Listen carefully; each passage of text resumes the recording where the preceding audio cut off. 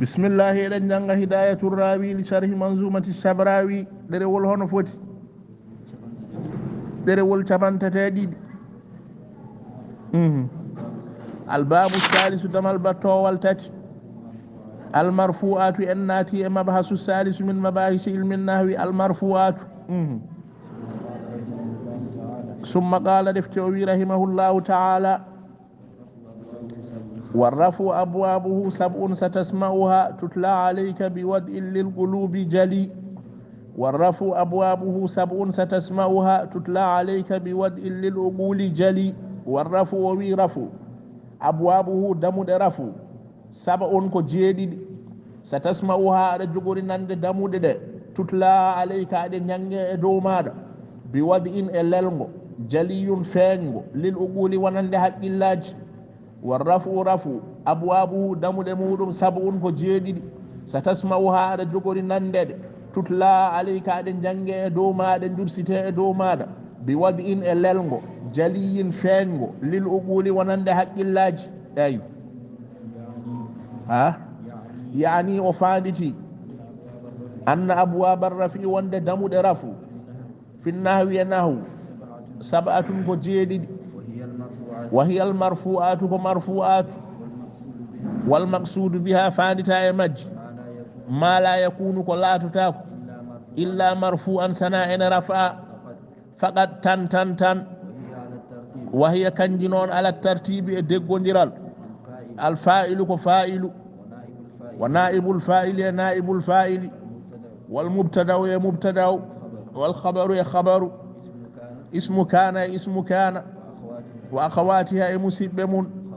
وخبر إن خبر إن وأخواتها مسبم والتابع للمرفوع يكون مرفوع وبقي هديم من المرفوعات مرفوعات الفيل المضارع نديكو مرفوع المجرد بولدود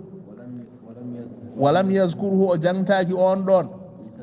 لسببين هولكو اداني بي واسد جنتاade fiilul mudari e marfu'atuji hol batte nahwiyankoɓe kalata fiilul mudari e marfu'atuji li sababayni sababuji ɗiɗi awalan ko adi fof kawnuhu laatademo laysa min al asma'i mbiɗen ko marfu'atul asma'i kanko wona inde والكلام الآن حالا يهتا جوني في المرفوعات كو يدفعادي على اسماء إند ثانيا جدل دينابيل كو أداني مواسد حالات كونه لا تادمو لا يرفع دائما في المضارع وحالتك مرفوعة هو البت نونو وانا مرفوع دائما ومو وانا منصوب ومو وانا مجزوم سابي فيل المضارع كو مرفوعات جيا سنتوي ومو نسبانو سنتوي ومو جزمانو أيوه بل يكون أمولاتو منصوبا أم نسبا أو مجزوما ما ولا أم جزما أحيانا سانج وإنما يرفع ورفعته لتجرده كسب بولد دمو من الناسب ناسب والجازم جازم فليس مرفوعا وانا دفعه دائما ها أبد بخلاف إن اللور دي ما ذكرك حالاكو جد جيدي دي كالاɗe ɗe to jiya fof ko marfu بخلاف ما ذكره ان لورندiri ko haali min al marfu'ati e marfu'atuji fa'ilu ko marfu ila al abadi فإنها دائمة الرفع كوكو دومي رفعد وعلم أنه مبعيدا ماهر أن المرفوع ونكو رفع في الحقيقة تبنغ حقيقة هو الفائل كفائل تنوني مرفوع وما سواه كلك وانا فاعل محمول عليه رونته كو فاعل إذ نائب الفاعل سب نائب الفاعل لا يرتفع رفعته إلا لنيابته سنانغم لمتاد عن الفاعل غا فاعل والمبتدا مبتدا في الأصل تبنغ الأصل مودو فاعل كفاعل حقيقة تبنغ حقيقة إذ أصل زيد قائم زيد قائم لسلمود كو يقوم زيد ونو إذ لو لم يحدث سنو غسناني مو قيام درغول لما جاز سلتا الإخبار هبرد عنه قام بالقيام إمغول والخبر خبرني مرفوع كوكو رفع لإسناده سبي كوكو توغا إلى المبتدا فيودي مبتدا فلو لم يسند سنو توغا نوكو كانغو خبرو إلى ما أصله كل أسلمودم فاعل كفاعل لما كان مرفوعا ورفعة نوكو واسم كان اسم كان مرفوع كوكو رفع لكونه سبي لا تادمو في الأصل تبنغ الأصل قبل دخول الناسخ كو أدي الناسخ أون ناتتا مكوني كان أو مبتدا كو مبتدا ونو وكذلك كو نون وي خبر إن نكو نون وي كو مبتدا كو خبر ونو كان مرفوعا إن رفعنو قبل دخول الناسخ كو أدي ناتقول الناسخ عليه دومك وأما التابع ستيقو تابع المرفوع للمرفوع ونند مرفوع فهو تابع لواحد ربين توكو غوتل من هذه يدو جد جيغم أم أربون ما جمول نقول فقوله توويدو والرفو مبتدأ كمبتدأ أبوابه مبتدأ ثان وسبع مبتدأ وسبع سبعون خبر المبتدأ الثاني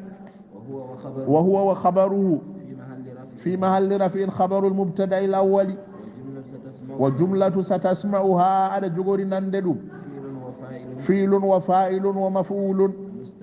مستأنفة كجملة بوتيتادو على محل إعراب ويدويد لا محل لها من الإعراب وتتلى فيل مضارع كفيل مضارع مبني للمجهول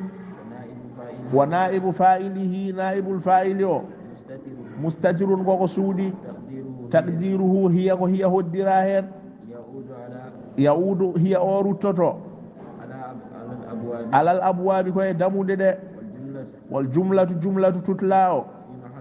في محل نسب كمحل نسب حال من الضمير كحال الضمير تسمعها أي ستسمعها متلوة إن جنغا عليك يدوماد وعليك إن عليك جار ومجرور متعلق يبتي بتتلا كوي تتلاو وبوضع